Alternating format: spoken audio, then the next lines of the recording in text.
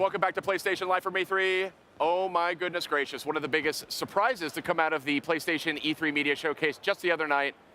Herman Hulst, we're getting a big, beefy Horizon Zero Dawn DLC. Woohoo. It's going to be very substantial. Yeah. I'm really excited about working on this now. So give me kind of the elevator pitch on what this is going to be. I mean, is this just like a couple extra missions? Is this like, you know, there's a few side quests? I get the sense it's bigger than that.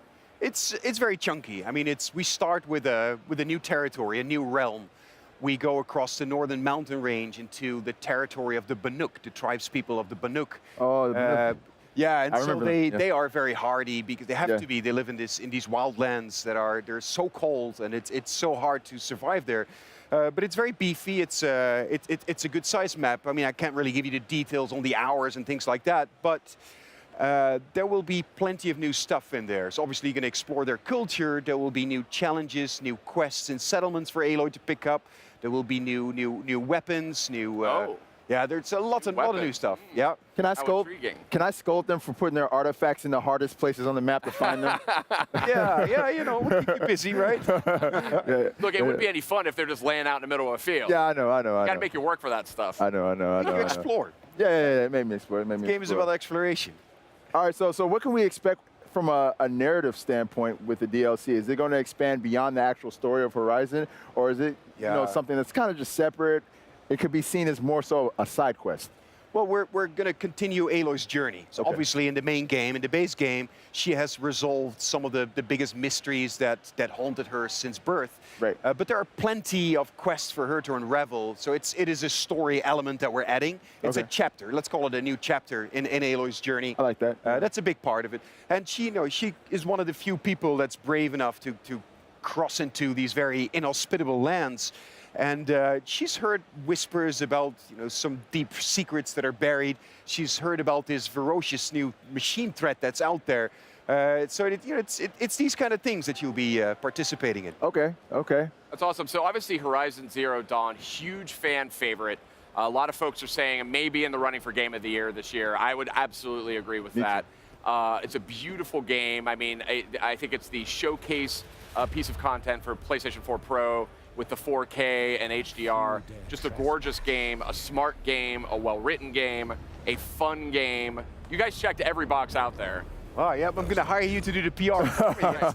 So why do an add-on? Why expand the story? What was the motivation?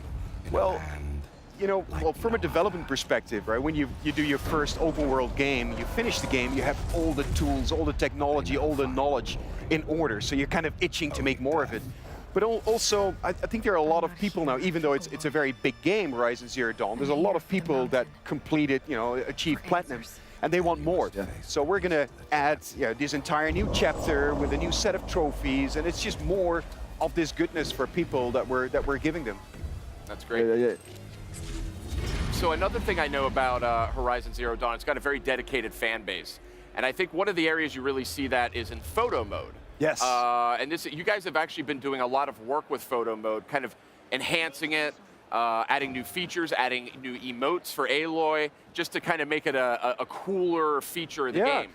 This is actually, so photo mode is something that wasn't planned at the beginning. It was a feature that fortunately made it into the final game, and it actually got close, to be honest. But us continuing to develop that and through our patches, elaborating on that is one of those examples of communicating and being in touch with the fan base. These are all in-game stills that gamers actually grab. And it's so incredible. A lot of people, they finish the game and they keep coming back to it, and they just want to be in this world. And wow. You could frame that and hang it on a wall. And we do that at Guerrilla. We invite people over sometimes. That's great. It's just amazing the photographic eye that some of the fans have. It's truly incredible.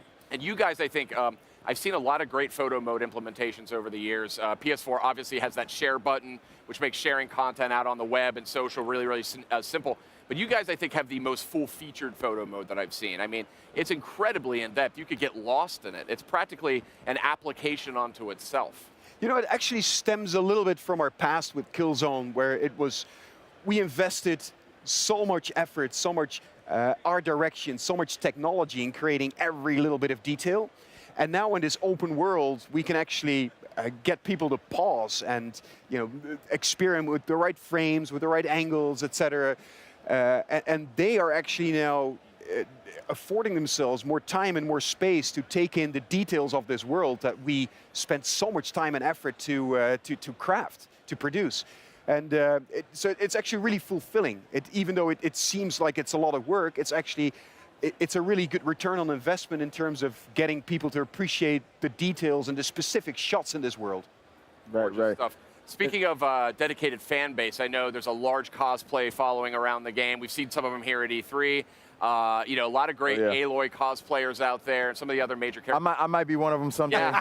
I'm thinking about it. Aloy. The red wig, man. I'm thinking about it. I'm still thinking about it. What's interesting is Guerrilla has been really good about sort of arming fans with tips and guides and assets and how to do it in a proper way. I mean, do you think this is something that like a major studio these days, is that like part of your responsibility? Is that part of your charter?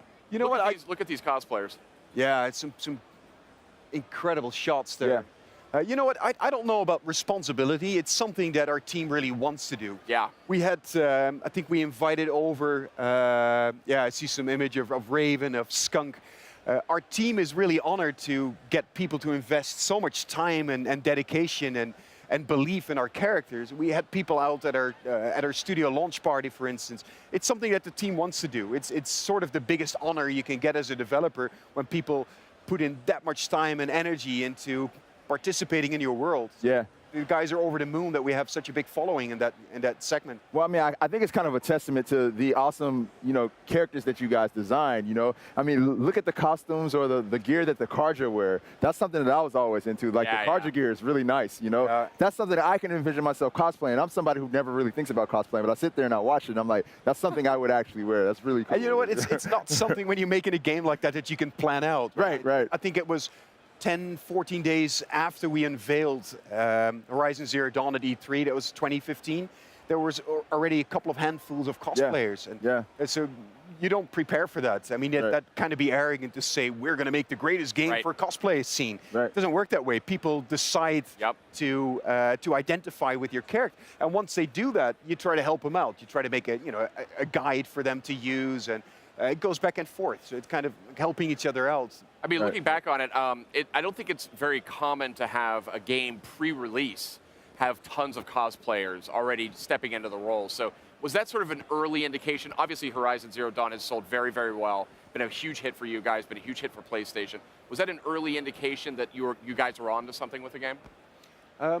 If anything, I thought it was a huge indication that there's great appetite for characters such as Aloy. I've heard a lot from cosplayers that I've spoken to personally, that some of these girls that were in their 20s, they said, well, I so much wish I had a character like that when I was in my teens, right? To aspire to.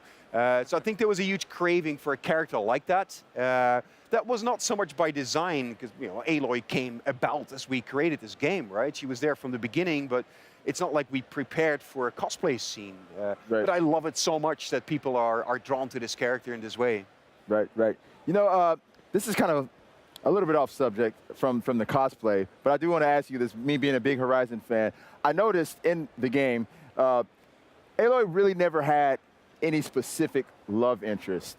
In a lot of action-adventure games, you see that the main character ends up eventually falling in love with somebody, and there are definitely people who, confess that they're interested in Aloy. Was it kind of you guys' decision, though, to keep her focused on her mission and really not into any of that? Aloy is very driven. She was born an outcast, and she is a woman on a mission, right? She really was not gonna waste her time in this game. But I've heard that request too. People are interested in her to explore her romantic interests. It's not something she particularly had a lot of time for in Horizon. Well, she's like, I'm trying to kind of mitigate an apocalypse right now, She's very independent, and that's what I think's appealing about her is she's a fascinating character unto herself. She's got a very interesting backstory. And she's really, like you said, she's very driven. She's driven to sort of find out what happened in her past and kind of get to the bottom of everything. So just a really cool turn for the character. I think there's a reason people are so interested in her. Yes. They're so interested in the rest of the cast that she deals with in the game. So Right. kudos to you folks at Guerrilla Games. You made a modern classic, I think it's safe to say. Yeah, for sure. I like that. Sure. I like the sound of that, a modern classic. All right, that's good. And what can you tell us about when the Frozen Wilds is going to be hitting for Horizon Zero Dawn? So it'll definitely be here this year. So in this calendar year, 2017, and we'll have to pick a date for it. We'll follow up with more details, not just on the date, but also on what machines, what exactly the threats are, more details on the Banuk as a tribe, on the mysteries, etc. Okay. Well, a lot more details over the coming months that we're going to spill. Well, I'm glad you could give us a sneak peek at what you guys have been working on. I think that's great. And always happy to have you on the show. Oh, Can I throw one more? Can I throw one more thing? Oh, yeah. I got one more thing. Let's do it. Okay. One more thing. There was an after credit. Jobs here. There was an after credit scene. We saw a certain character with a certain little gizmo in his hand. I know. I think you know what I'm talking about. So spoilers now. I don't want to spoil it. That's why I'm not exactly saying any names. But will the DLC focus on that scene that we saw in the after credits at all?